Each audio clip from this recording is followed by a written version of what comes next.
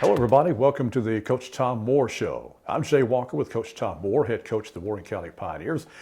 It was a good senior night the other night as Warren County goes to double overtime and defeats the Coffee County Red Raiders 13-7 before an enthusiastic crowd at Nunley Stadium. Coach, congratulations on another win. Didn't come easy, did it? No, it didn't. It was a hard-fought game. I was real happy for our seniors and our team and all our people. It was really great. A great atmosphere after the game for us. Yeah, I know a lot of seniors on the team, and a lot of them hung around after the game. Just didn't want to leave the stadium because they knew that's the last time they're going to be on that field. Right. That's something that's really unique about our stadium and our field. Just how after the games, after victories, the crowd can kind of ooze out onto the field, and it's really a nice and unique environment for our kids. Well, Coffee County, of course, they've got a University of Tennessee commit, Alontae Taylor, and he was a factor the other night. Not as much as maybe we thought he was going to be, but when he got the ball, he was very dangerous. Well, last year he killed us. I don't know how many yards he had total offense, and we couldn't bottle him up, and that certainly was concerning this week. And we've done a couple things on defense, I think, that has really helped us. We've been okay inside all year, but we've made alignment mistakes and gotten confused on with some formations, and we really simplified things this week. And the defense wasn't the ideal defense in every situation, but at least we knew what we were doing. And sometimes the other team knew what we were doing, but at least we knew what we were doing. And our kids gained confidence throughout the game, and we did a real good job containing him. Yeah, well, to kind of illustrate the athletic prowess of this kid, let's take a look at this play right here. He's number 6, Alontae Taylor. There he is, makes the catch. Look at that. But this play got called back because you can't do that. It's you cannot hurdle a defender who's trying to tackle you. You cannot do that. And I think I knew that, but this summer or in fall practice in one of our scrimmages, maybe he's going to tell a home, Raleigh Woods scored a touchdown and hurdled somebody at the goal line, and the referee came over and said he's not going to call it back now, but that during a game, a real game, they would have to call that. It's really a rule intended to protect the ball carrier. And it's a personal foul against the other team, but it's to protect the ball carrier. I think in college and professional football you can do that, but in high school football you cannot do that. Yeah, the tackler never touched him. Unfortunately, he got leveled by the trailing would-be tackler. And so what a play for Alontae Taylor, but unfortunately for him, it didn't count. Right. They were upset about it, but it is a rule, and that cost them a touchdown. And we've certainly had plenty of calls go the other way, so it's nice to see one go in our favor. Yeah, I think they may have gotten a unsportsmanlike penalty after that on their coach. So they were very upset over that. Right. But Warren County here's the start of Warren County's scoring drive here, I believe. So we'll follow that along.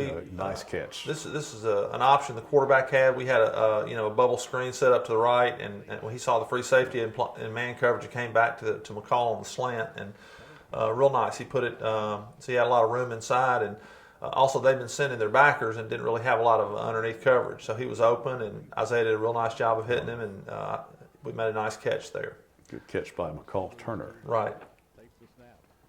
Then we threw old reliable sprint out pass and moved the ball forward, 5 or 6 yards. And Isaiah throws the ball really well running, moving. He can throw pretty well to the left and the right, and that's kind of a way, if people are blitzing you, to get him outside. Went down the field with Collins. Yeah, I thought we had that one. Yeah, almost had it. I thought we had it. He looked like he took a couple of steps after he completed the catch there. Then that wasn't a draw. He saw an opening and felt a little pressure and took it up inside. So we're going forward on 4th down. Right. We called a belly option over there, and I thought it was going to be on us. We threw it from behind the line, and then I thought it was going to be a fumble, and they had called a face mask apparently. Yeah. And that kept our drive alive. We were a little too far out to attempt a field goal, and the punt. We wouldn't have gained that much on the punt, so that's why we decided to go for it. And we can see the flag come in right after the pitch, so I thought it was going to be illegal forward pass. Right. It's an inside run. We call it same play, and Isaiah hits McCall for a post again. He gets down inside the 10-yard line. Very nice. Another big play. So 1st and goal. we were able to throw the ball quite a bit last week against Sequatchie, and every time we wanted to throw the ball, it looked like Alante was where we wanted to throw it. Jacob. Off tackle power, and he finds a little crease in there, gets down to the 5, I think. We call the trap, takes it out the backside, and DeAndre did a good job running the ball. Yeah. He was always falling forward, and we just call the wedge in here. He's able to get it in. First play of the second quarter, and DeAndre Thomas takes it in. Right. DeAndre's had a real good week of practice this week, and had a great attitude, and he really played well this week. I said second quarter, actually fourth quarter. Right. First play of the fourth. So Warren County goes up 7-0 after the kick by Morin. Our defense was played well. I think we held Coffee to 150 yards offense, and I think that's the lowest anybody's allowed them all year. And they've been able to score against everybody. So I thought our defense just played outstanding. Yeah. So the ensuing possession for Coffee County, they drive it down the field. Right.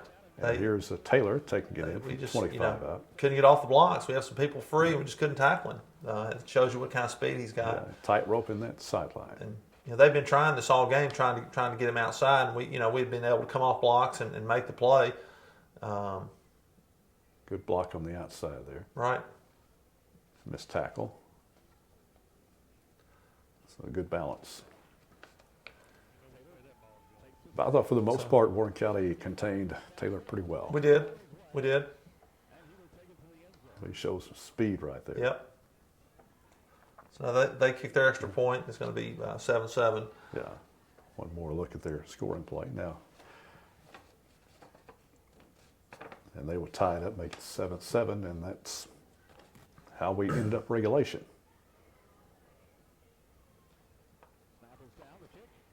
So we go into overtime. Try a field goal, couldn't get it in there, and Morin, who's been pretty reliable, may have rushed it a little bit. He had a guy coming after him. Right. So he may have tried to rush that one, hooked it badly, wide left. Well, we didn't give him a good angle. I mean, it doesn't look bad here, but Yeah, but well, that was Taylor, of course. Yeah. Coming after, trying to block it, and just misfires on that one. So same thing for Coffee County, and they misfire. Didn't hit that one very good at all. So in overtime, we had it first, the first round. In the second overtime, they had the ball, they had it first, and it's an advantage to not go first, so you can see what the other team does. If you have to score 7 or 3, or if they don't score at all, so we had the advantage going second in the second overtime. This is their first play, and I think they ran a quarterback keeper, right, and he scrambled and the ball came out, and we picked it up. Just get on it. You can't return it. Right. So they could not return that. That's correct. Okay. That's correct. That's the end of the drive for them. You get 4 plays to score them for you. And if you turn it over, it's the other team's turn. So we were really in the driver's seat. We felt like we could kick a field goal to win the game, but it had been certainly better to score. And I was real happy we were able to get the ball in and not have to worry about kicking the field goal. We'd run it down to the 3-yard line, I think. Yeah. Here we then go. we call the wedge for DeAndre again. And that's your ball game. That's right.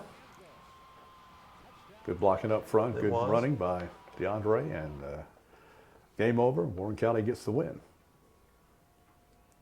Look at that hole. Good blocking. Certainly an exciting way to end the game for us. Oh, yeah. Well, 2 years ago, Coffee County came in. They won in overtime. Warren County tried to go for 2 and didn't quite make it. So this time it's turned around. Warren County getting the overtime win, 13-7. All right, not the prettiest game that we've ever seen. It was not. But the outcome is what we wanted. Right. And the Pioneers got their second win of the year. And always good to win over a neighboring rival. Right. And this is a natural rival for us, just like we talked about before, Tullahoma, Sparta, Cookeville, natural rivals. It would, certainly we talked about this at length some, but I think it makes sense for all of us to be in the same region. It would be, we'd have good crowds, and there's natural rivals, and sometimes we would win, sometimes we would not, but I think it would be really competitive. Yeah, well, we had that for years, and it's a very competitive region, and TSSAA in their infinite wisdom decided that's not the way we want it. So Right. anyway, we could go, don't get me started on That's that. right. So anyway, well, we've got Siegel coming up, a couple of trips to Murfreesboro coming up to end the season, and we go to Siegel. Siegel is, they haven't won much this year, but kind of like last year when we played, they were 0-8, and I would say they might have been the best 0-8 team in the country last year. They thumped us and Coffee, and then won a playoff game against a third ranked team in the region from East Tennessee. But they very good offensive team. They spread the field. They throw the ball with their quarterback. They have a real tall quarterback that's about 6'6", not a super threat running the ball, but he can run, and they spread the ball around. Good offensive line, and on defense they're real solid on defense. They have speed in the secondary. They have I forget the guy's name. He's number 9, one of their defensive ends. He is a terrific player. He started as a freshman last year.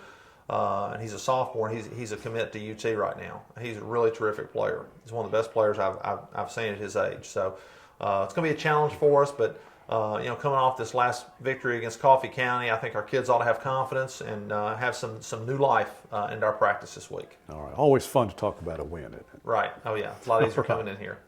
All right, well, best of luck at Siegel this coming Friday night. Fans, we hope you'll make an effort to make the trip to Murfreesboro this coming Friday night. Make a night of it, and it starts at 7 o'clock. We'll have the broadcast on the radio, 1230 WAKI, and the audio, WCS-TV channel 180, if you have Bend Lowman Television. That's going to do it for the Coach Tom Moore Show. For Coach Tom Moore, I'm Jay Walker. We'll see you next time.